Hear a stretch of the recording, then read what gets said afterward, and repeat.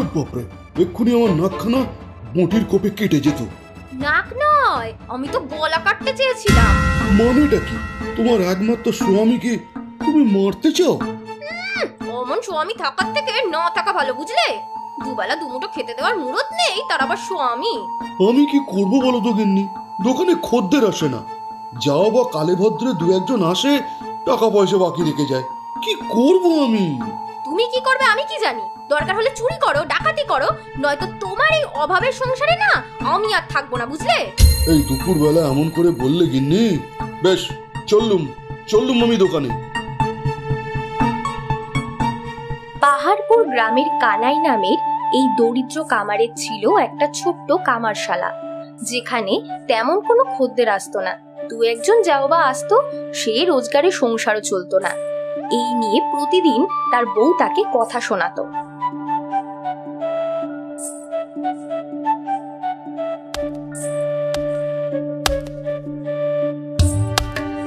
এই কানাই, এই শাবলটা একটু ধার দে তো। আরে মতি মামা, কতদিন পর দোকানে এলে, বসো বসো, আমি এক্ষুনি ধার করে দিচ্ছি। আর আসবো কি করে? এই শাবল, গাইতি এইসব তো খুব একটা কাজে লাগে না। আজ একটু দরকার ছিল, তাই তোর কাছে নিয়ে আসা। সে তুমি ঠিকই বলেছ, এই নাও ধার করে দিয়েছি। কত টাকা হলো রে? আগে 2 টাকা। ধুস, এই কাজের জন্য আবার কেউ 2 টাকা নেয় নাকি? এই নে, 1 টাকা রাখ। কিন্তু মামা। আরে রাখ, আজ বড় মুঠি, বুঝলি?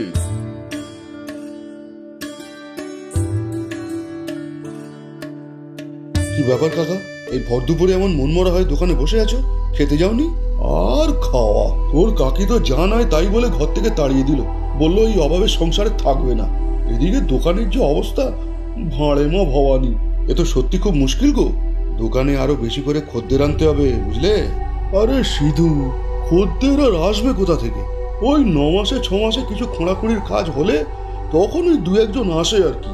তার মানে মানুষ যত বেশি খুঁড়বে তত তোমার খদ্দের বাড়বে। কিন্তু খুঁড়বেটা কি? পেয়েছি বুদ্ধি পেয়েছি, কিন্তু তার জন্য তোর কাকির সাহায্য লাগবে, বুঝলি? তো যাও না কাকির কাছে। কিন্তু তোর কাকি তো, আরে যাও তো যাও, অত ভয় পেলে হয় না। তাহলে যাই, বুঝলি?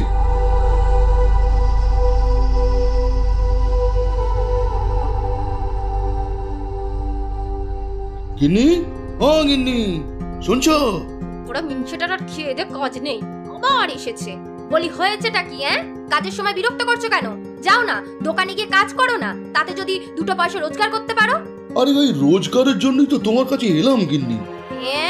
আমি কি এখন তোমার কামারশালায় লোহা ভাঙবো নাকি? না না, লোহা ভাঙতে হবে না। তুমি শুধু তোমার বাপের বাড়ি থেকে যে সোনার গয়নাগুলো পেয়েছিলে সেগুলো একটু আমাকে দাও। কি? আমার গয়না? কেন? আমার গয়না দিয়ে কি করবে তুমি? ওগুলো দিয়েই তো রোজগার করব। কি বললে? আমার গয়না দিয়ে তুমি রোজগার করবে? ও বাবা গো, তুমি কোন মিঞ্চের সাথে আমার বিয়ে দিলে গো? তোমার দেওয়া গয়না সব বেচে খাবে বলছে গো। আরে গিন্নি, চুপ করো, তোমার গয়না তোমারই থাকবে, বরং আরো নতুন গয়না গড়িয়ে দেবো তোমার। আমায় শুধু একটা দিনের জন্য ধার দাও গিন্নি। আমি মুখ্য সূক্ষ্ম মেয়ে মানুষ বলে আমাকে বোকা বানাচ্ছ তুমি? শোনো, আমার গয়না আমি প্রাণ থাকতে কাউকে দেব না, বুঝলে? আরে গিন্নি, তুমি আগে আমার কথাটা তো শোনো।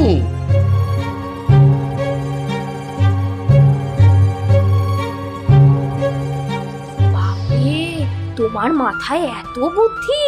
ঠিক আছে, আমি দিচ্ছি গয়নাগুলো, তবে এর দ্বিগুণ গয়না যেন আমি ফেরত পাই, মনে থাকে যেন। তাই হবে গিন্নি, তাই হবে।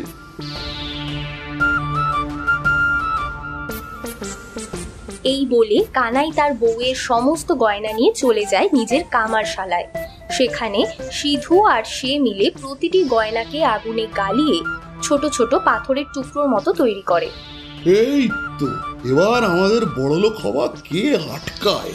ঠিক বলেছো কাকা, চলো এখন আসল কাজটা সেরে আসি।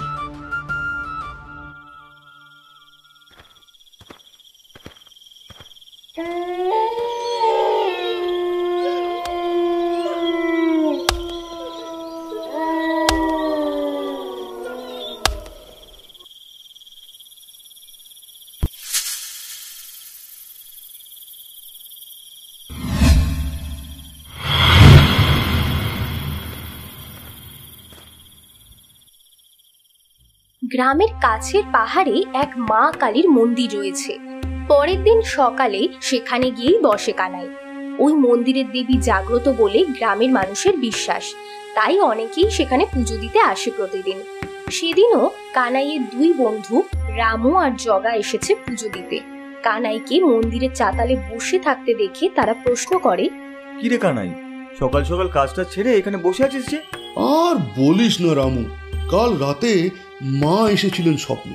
তারপর তিনি এমন কথা বললেন যেটা ভেবেই সকাল সকাল মায়ের দর্শনে চলে এসেছি। মা তোর সামনে এসেছিলেন? কি বললেন রে মা তোকে? মা বললেন, কানাই তুই আর তোর গ্রামবাসী বড়ই বোকা।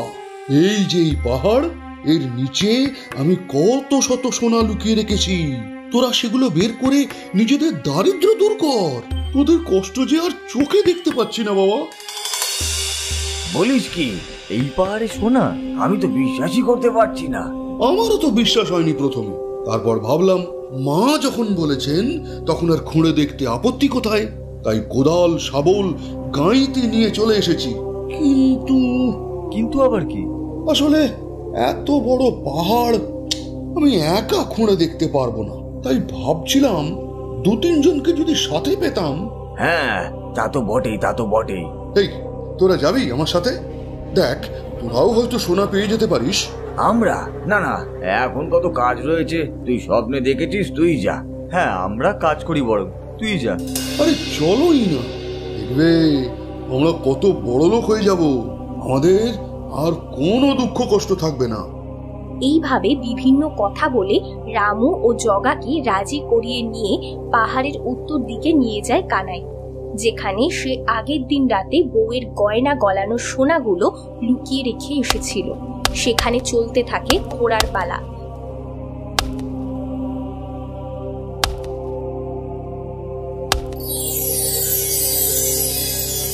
পেয়েছি পেয়েছি, জয় মা কালী, ভরলে তুমি আমার ঝুলি, জয় মা। কি পেলি রে কানাই? কই কই, দেখি দেখি। এই তো সোনা, আমি সোনা পেয়েছি গো, সোনা। এবার আমি অনেক বড় লোক হয়ে যাব। চল তাহলে আরো খুঁড়ি। হ্যাঁ চল চল, আমরাও হয়তো পাবো এবার। না রে, এবার তোরা খোঁড়, আমি তো যেটুকু পাওয়ার পেয়েছি, আর লোভ নেই আমার। এরপর যা পাবি তোরা নিয়ে নিস, আমি গিয়ে দোকান খুলি বরং। কিন্তু তোর এই শাবল গাঁইতি এসব? তোরা এখন রেখে দে, তোদের কাজে লাগবে তো, আমাকে পরে দিয়ে দিস না হয়। চলি রে।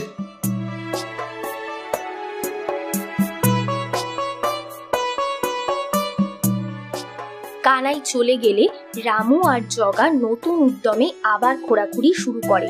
কিন্তু হঠাৎ, যা, ভেঙে গেল। না, এইভাবে অন্যের কোদাল দিয়ে কাজ হবে না, নতুন কিনতে হবে। কানাইয়ের এই শাবলটা ভোতা হয়ে গেছে গো, নতুন একটা শাবল আমাকেও কিনতে হবে। তাহলে চল, কানাইয়ের শাবল কোদাল ফেরত দিয়ে আমরা বরং নতুন কিনে নিয়ে আসি। হ্যাঁ হ্যাঁ হ্যাঁ, তাই চলো।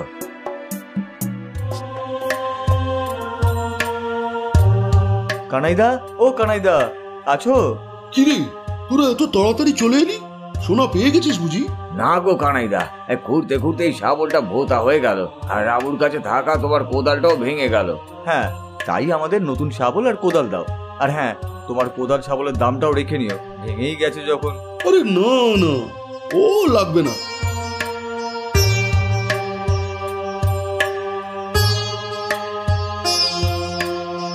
এই নে তোদের নতুন শাবল আর কোদাল, ভালো করে খুঁড়িস। এই তো, এটাই তো চেয়েছিলাম। এবার গ্রামের সবাই ওদের থেকে জানবে পাহাড়ের গুপ্তধনের কথা, আর পাহাড় খোঁড়ার জন্য আমার কাছে আসবে শাবল, গাঁইতি, কোদাল নিতে। এবার আমার বড় লোক হওয়া আটকায় কে? কানাইয়ের ভাবনা মতো পুরো গ্রামে চাউর হয়ে গেল যে পাহাড়ের নিচে গুপ্তধন রয়েছে। আর সেই মতো পরদিন সকাল থেকেই কানাইয়ের কাছ থেকে শাবল, কোদাল ইত্যাদি কিনে সকলে পাহাড় খোঁড়া শুরু করলো, সব কাজ বাদ দিয়ে। সেই গ্রামেরই এক ছেলে ভোম্বল কিন্তু এই পাহাড় খুঁড়তে যায়নি। দুদিন পর বাজার করে গিয়ে দেখে, এ কি, আজকেও সব দোকান বন্ধ। গত 3 দিন ধরে গ্রামের একটাও দোকান খুলছে না, রাস্তাঘাটেও লোক নেই। ব্যাপারটা কি? ওই তো মাধব কাকা আসছে, মাধব কাকাকেই জিজ্ঞাসা করি বরং। ও মাধব কাকা, মাধব কাকা, এই দাঁড়াও। কিরে বম্বল, তাড়াতাড়ি বল, এমনিতেই আমার দেরি হয়ে গেছে। সবাই এতক্ষণে পৌঁছে গিয়ে হয়তো পেয়েও গেল। কোথায় পৌঁছে গেল? কি পেয়ে গেল? কি বলছো কিছুই তো বুঝতে পারছি না। আরে গুপ্তধন পেয়ে গেল। সবাই হয়তো এতক্ষণে পাহাড়ে পৌঁছে গেছে। এখনো সবাই পাহাড়ে গুপ্তধন খুঁজছে, তা পেলে তোমরা কেউ কিছু? না, এখনো কেউ পায়নি বটে, তবে পেয়ে যাবে। আমি চলি রে, হয়তো এতক্ষণে কেউ পেয়েও যেতে পারে। এভাবে প্রায় 1 সপ্তাহ কেটে গেল। কেউ তখনও অবধি সোনা পায়নি। তবু কারোর মধ্যে উৎসাহের অভাব না দেখা গেলেও দিনের পর দিন কাজ না করায় টাকা পয়সার অভাব দেখা দিতে শুরু করে। একদিন, কানাইদা, গতকাল পাহাড় ঘুরতে গিয়ে শাবলটা ভোতা হয়ে গেছে, তুমি একটু ধার করে দাও তো। সে দেব, কিন্তু 5 টাকা লাগবে। 5 টাকা? এখন এত টাকা কোথায় পাবো? 1 সপ্তাহ ধরে কাজ বাজ ছেড়ে পাহাড় খুঁজছি, সোনা পেলেই তোকে দাম দিয়ে দেবো রে। না না, তুই সোনা পেলে সেটা তোর, ওর থেকে দাম দিতে হবে না। তুই বরং আমাকে এখনই টাকাটা মিটিয়ে দে, বুঝলি? কিন্তু দেখ, তোদের এই শাবল, কোদাল, গাঁইতি বানানোর জন্য আমি তো সোনা খুঁজতে যেতে পারছি না। এখন এই কাজের টাকাটা না দিলে হয় বল? তা তো বটেই, তা তো বটেই। ঠিক আছে, দেখছি, দাঁড়াও কি করা যায়।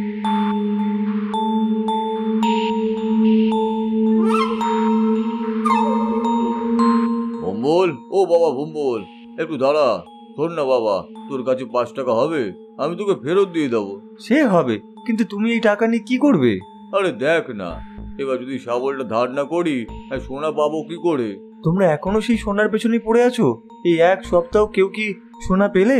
না, সেই যে কানাই পেলো, তারপর আর কেউই পায়নি বটে, কিন্তু ঠিক পেয়ে যাবো, দেখিস। ঠিক আছে, যত তাড়াতাড়ি পাও ততই ভালো। গ্রামের সবাই তো কাজবাজ ছেড়ে এই নিয়েই পড়ে আছে। এই নাও তোমার 5 টাকা। তোকে সোনা পেলেই এই টাকা শোধ দিয়ে দেবো আমি। এই চলি রে। ব্যাপারটা ঠিক সুবিধার ঠেকছে না। সোনা একমাত্র কানাইদা পেলো, তারপর থেকে আর কেউই কিছু পেলো না। কেন? ভাবতে হবে বিষয়টা নিয়ে। দেখতে দেখতে প্রায় 15 দিন কেটে গেল, কিন্তু গ্রামের মানুষ সোনা তো দূর, একটা লোহার টুকরোও পেল না। ধীরে ধীরে লোকজন হতদম হয়ে পড়ল। এদিকে একদিন সকালে, আরে এত লোহা দিয়ে কানাইদা কি করবে? যাই তো মদনদাকে গিয়ে জিজ্ঞাসা করি। ও মদনদা, এই এত লোহা নিয়ে এসেছো, কি ব্যাপার? এই তো কানাইয়ের দোকানের জন্য নিয়ে এসেছি। তোদের গ্রামের পাহাড়ে কি সব গুপ্তধন পাওয়া যাবে নাকি, তার জন্য তো সবাই খোঁড়াখুঁড়ি করছে। আর খুঁড়তে হলে তো লোহার জিনিস লাগবেই। হ্যাঁ তা লাগবে, কিন্তু এত? হ্যাঁ, আমি তো সবচেয়ে কম দামে লোহা বিক্রি করি, বুঝলি না? এই শাবল, গাঁইতি বানিয়ে কানাইয়ের খুব বিক্রি বেড়ে গেছে।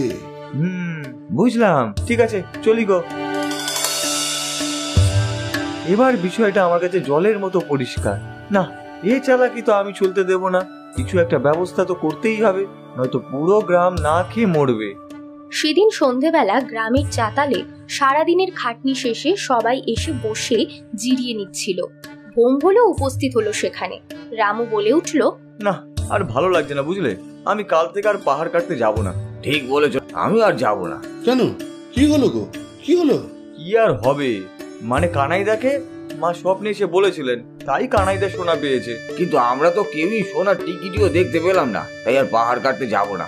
এতদিনে তোমার সুবুদ্ধি এলো তাহলে? হ্যাঁ রে, ঘরে কতদিন ধরে ঠিক করে খাওয়াই জোটে না। এদিকে শাবল, কোদালের পেছনে খরচের পর খরচ, ধার বাকি হয়ে গেছে অনেক। এরপর তো না খেতে পেয়ে মরতে হবে। আরে দূর, কিসের সুবুদ্ধি? তোমরা বড়ই অধৈর্য হয়ে পড়েছে। কাকা যখন সোনা পেয়েছে, আমরাও পাবো। না না, আমাদের আর কোনো আশা নেই, আমরা আর যাব না। হ্যাঁ, জগা ঠিকই বলেছে, আমরা আর যাব না। হ্যাঁ হ্যাঁ, ঠিক আছে, আর যাব না। না না, এভাবে হাল ছেড়ে দিলে চলবে না। আচ্ছা, আগামীকাল অন্তত চলো। কালও যদি না পাওয়া যায় তাহলে আমরা আর কেউ যাব না, কিন্তু কাল সোনা পাওয়া যাবেই। ঠিক আছে, এত করে বলছিস যখন, কাল না হয় একবার যাব, কিন্তু কাল যদি সোনা না পাই তবে আর কিন্তু যাব না। আরে না না, কাল পাবোই, চলো না।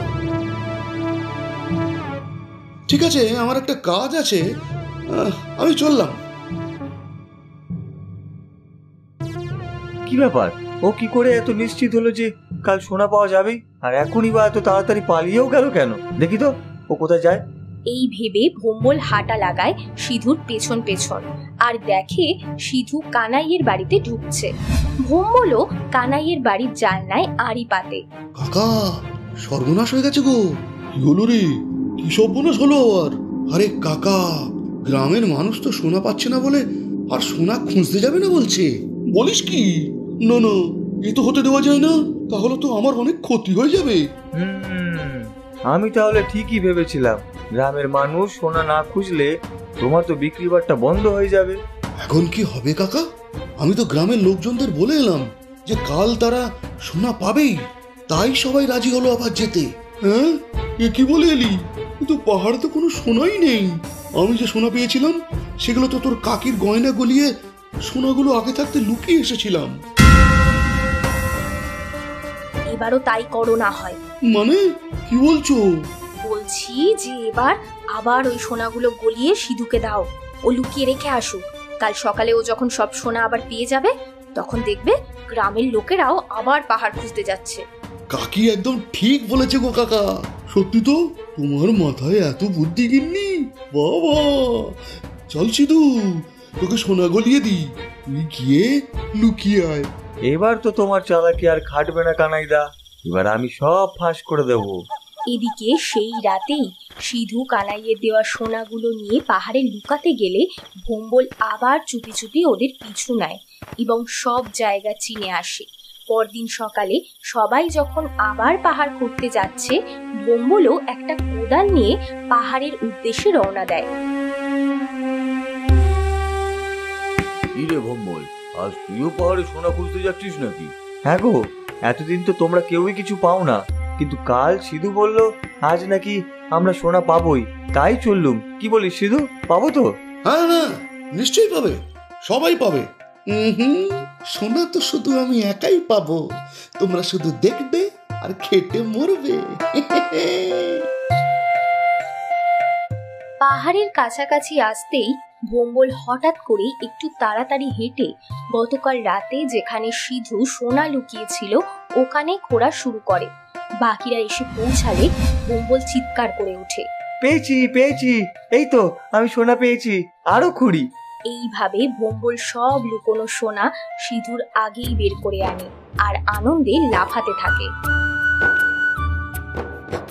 ও জয় মা কালী, তুমি আছো মা, আমি বড় লোক হয়ে গেলাম, কত সোনা। সত্যি তুই ভাগ্যবান রে, আজ প্রথম এসে কত সোনা পেয়ে গেলি। অথচ গত 15 দিন ধরে এত খুঁজেও আমরা কেউ কিছুই পেলাম না। মা কালী আমাদের উপর সন্তুষ্ট নন বোধ হয়, সব সোনা তোরই রে ভম্বল। না, সব সোনা আমার, ওগুলো তো আমিই রেখেছিলাম।